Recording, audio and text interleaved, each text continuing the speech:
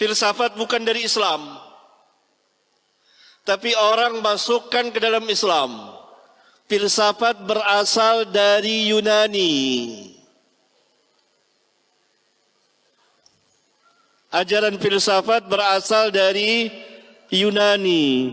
Yunani adalah kaum musyrikin, penyembah berhala, penyembah bintang-bintang.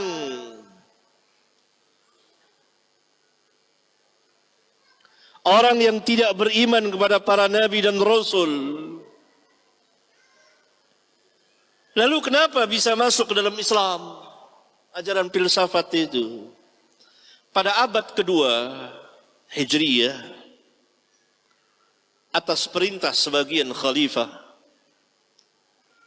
yang terpengaruh dengan ajaran sesat, telah memerintahkan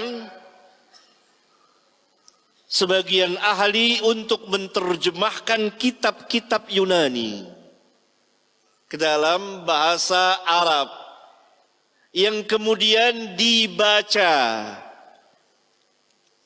oleh sebagian kaum muslimin, khususnya mereka yang manhajnya bengkok, manhajnya manhaj yang sesat, bukan manhaj para sahabat ridwanullah alaihim jami'an.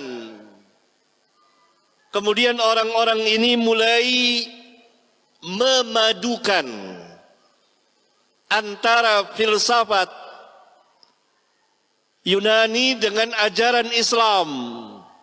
Maka mulailah masuk ke dalam Islam ajaran filsafat itu, yang telah membuat kerusakan yang tidak kecil pada kaum muslimin, pada hidup dan kehidupan keagamaan mereka saat itu dan sampai hari ini. Di antara tokoh-tokoh filsafat yang menerjemahkan, meluaskan, mensyarahkan seperti Al-Farabi atau dan Ibnu Sina.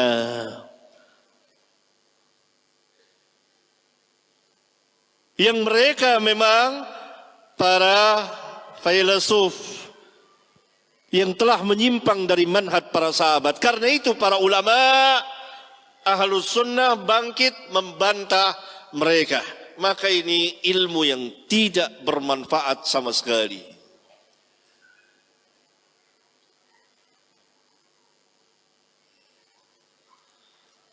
Demikian juga tasawuf.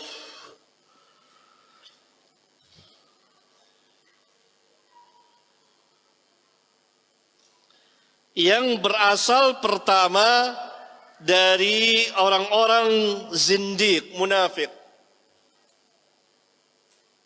yang memasukkan sesuatu ajaran ke dalam Islam berupa nyanyian-nyanyian zikir. Jadi zikir itu dibuat sebagai nyanyian. Berzikir sambil bernyanyi, bernyanyi sambil berzikir. Ini pertama kali dimasukkan oleh orang-orang munafik ke dalam Islam pada abad kedua Hijriyah, dan telah diketahui oleh salah seorang imam besar yang sangat jeli dan cermat dalam meneliti ajaran-ajaran sesat, yaitu Al-Imam Asy-Syafi'i rahmatullahi alaih. Maka ketika beliau akan meninggalkan Baghdad, beliau mengatakan bahwa ini ada satu ajaran ini, yakni berzikir sambil bernyanyi, yang tidak pernah dikenal oleh Islam. Berzikir harus dengan khusyuk, bukan dengan nyanyian.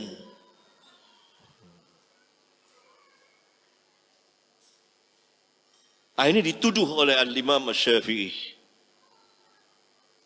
Setelah beliau berangkat ke Baghdad, maka murid-muridnya dan sahabat-sahabatnya meneliti dan memeriksa, ternyata ada sekelompok orang yang melakukan zikir-zikir ritual dalam Islam sambil bernyanyi, bernari-nari.